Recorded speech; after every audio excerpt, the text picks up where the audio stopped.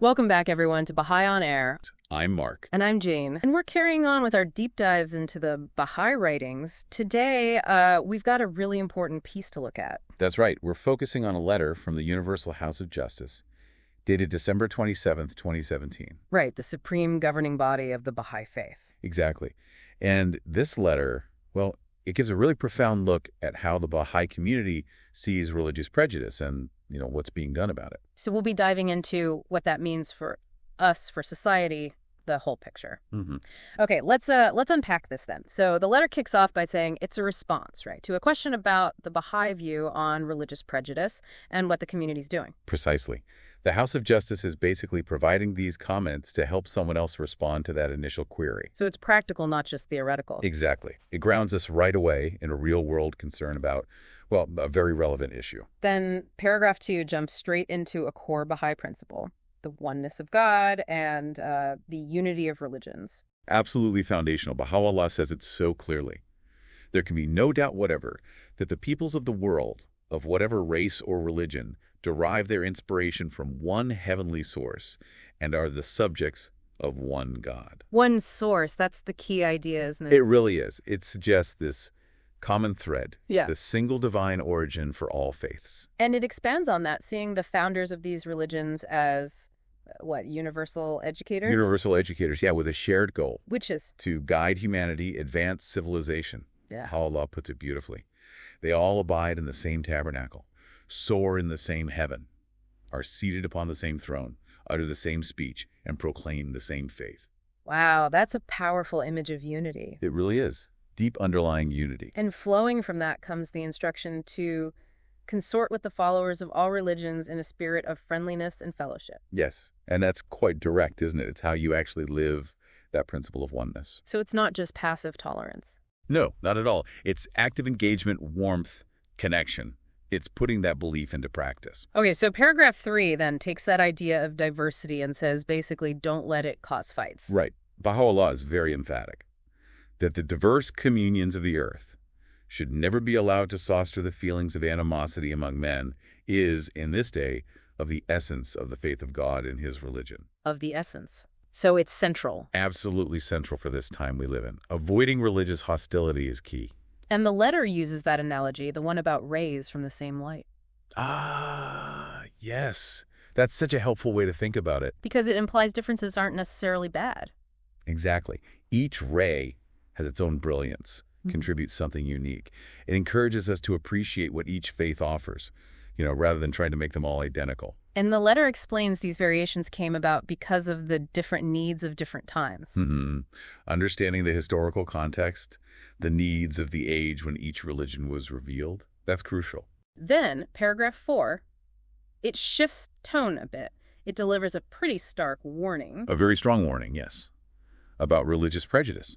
Baha'u'lláh calls religious fanaticism and hatred a world-devouring fire whose violence none can quench. A world-devouring fire. Yeah, and he adds that only the hand of divine power can really deliver humanity from it.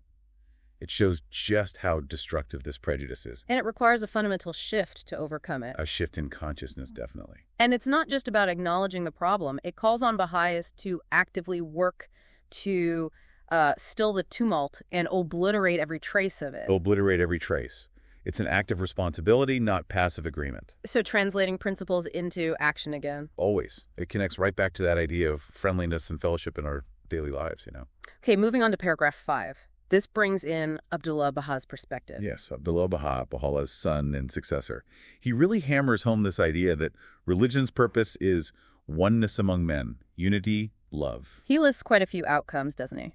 He does. Universal peace, freedom from prejudice, joy, kindness to everyone, doing away with differences. It's a transformative vision. And he uses that analogy. Religion as a remedy. Ah, yes. That's so powerful. It just makes logical sense. It really does. He says, if it becomes the cause of estrangement, then it is not needed. For religion is like a remedy. If it aggravates the disease, then it becomes unnecessary. Exactly. If its purpose is healing divisions, but it ends up causing them, then it's failed its core purpose. So the problem isn't the religion itself, but how people interpret it. That's what the letter points to. The conflicts arise from our fallible human interpretations, our limited understanding. And that can be overcome. Yes, by striving to grasp the deeper divine truth that's actually at the heart of all faiths. And there's that beautiful aspiration from Abdu'l-Bahá. For a world free of fanaticism and bigotry, where all religions find their unity in the divine temple of oneness. A vision of unity and diversity. Recognizing that shared foundation. And for Baha'is, it's not just a nice dream, it's something the community actively works towards. Okay, paragraph 6 then kind of zooms out, looking at the broader impact of religious prejudice on humanity's progress. Right, the societal impact. Yeah. The letter points out how this prejudice can really seep into the structures of society. And worse, it's often deliberately fostered, manipulated for political gain or other selfish reasons. Tragically, yes. Through propaganda, manipulation, it serves narrow agendas. And the letter contrasts that with a more mature system of governance. Yes, a system that would actually unite people, use resources for everyone's benefit, not to divide. Promoting peace and well-being and happiness, knowledge, culture, dignity, value, and station of the entire human race. A holistic vision, really rooted in unity for everyone. Then paragraph 7 brings it back to the Baha'i community's own deep concern about all this. Well, yeah. Given that the oneness of humankind is like the central teaching, anything that undermines that, like religious prejudice, is naturally a huge concern. It actively holds back the betterment of the world. It does.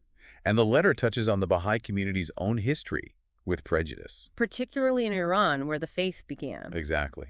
That lived experience, that historical context, it adds a real depth to their perspective. It's not just abstract theory for Baha'is. No, it's very real. But then paragraph 8 offers this note of hope, doesn't it? Confidence that the world can learn to overcome this prejudice. Yes, there's this underlying optimism, a belief in humanity's capacity to grow, spiritually and socially. And it stresses the right to freedom of conscience and belief. Absolutely. The freedom to believe, to express beliefs, but, and this is crucial, coupled with the obligation to respect that same right for everyone else. Regardless of their beliefs. Regardless, it's about mutual respect. And it points to the potential for finding common ground, shared values, common purpose. Unity in action, ultimately. By focusing on what unites us, our shared humanity, people from all backgrounds can work together. And the Baha'i community tries to foster that. Actively, yes. Through its activities, trying to build that spirit of collaboration. Okay, so paragraph 9 brings it down to the individual level. What does the individual Baha'i do? Right, personal responsibility.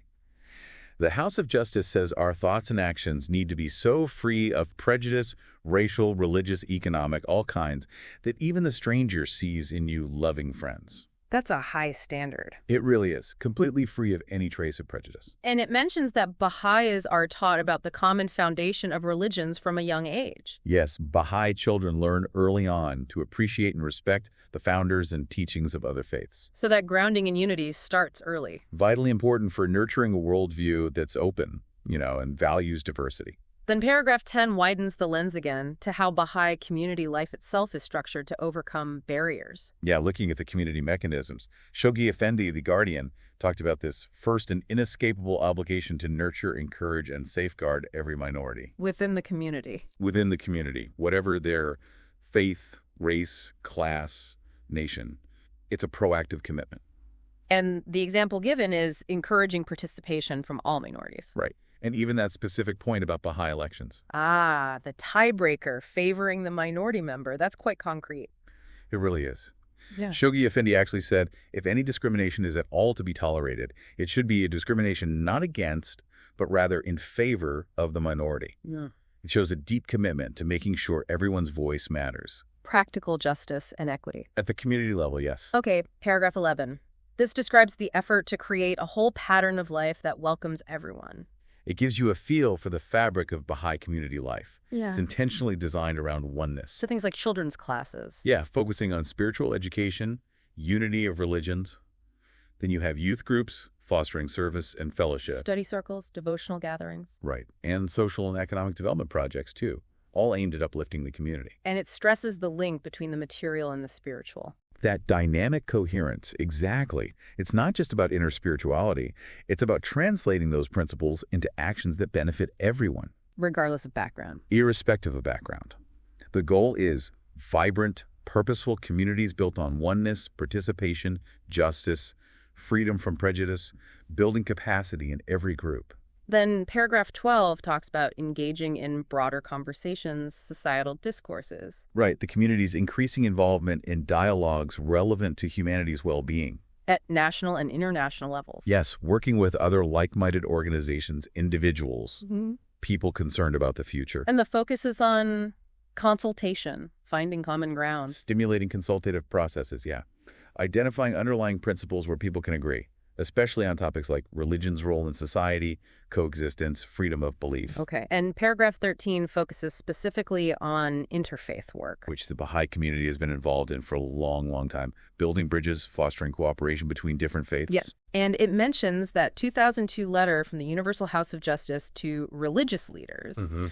A really significant message. It acknowledged the good work the interfaith movement had done.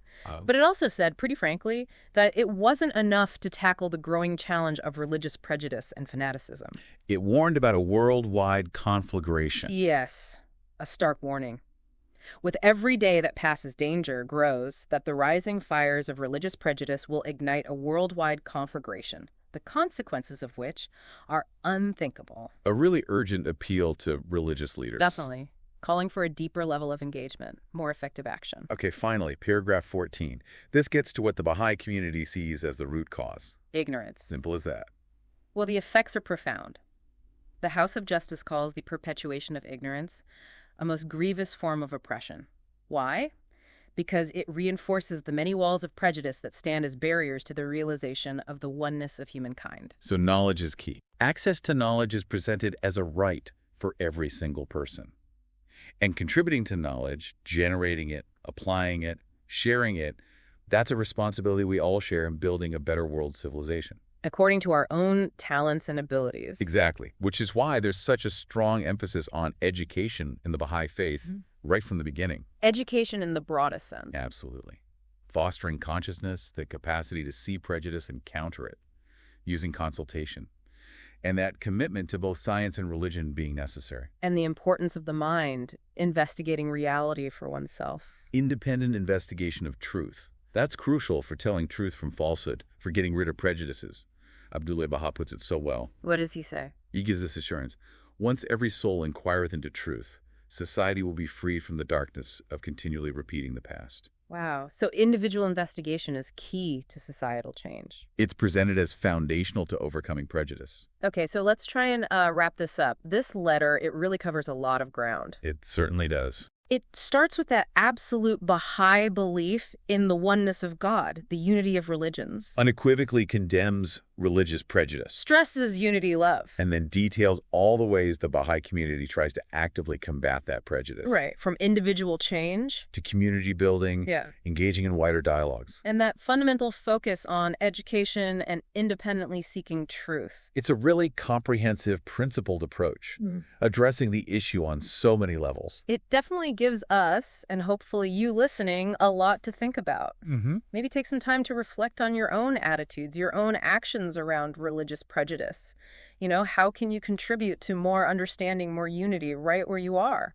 And if you want to explore these ideas further, the oneness of humanity, interfaith understanding, social action, we really recommend looking into the Baha'i writings more deeply. The Baha'i Reference Library online is a fantastic place to start. Absolutely. Tons of material there. Well, thank you for joining us for this deep dive into this important letter from the Universal House of Justice here on Baha'i On Air.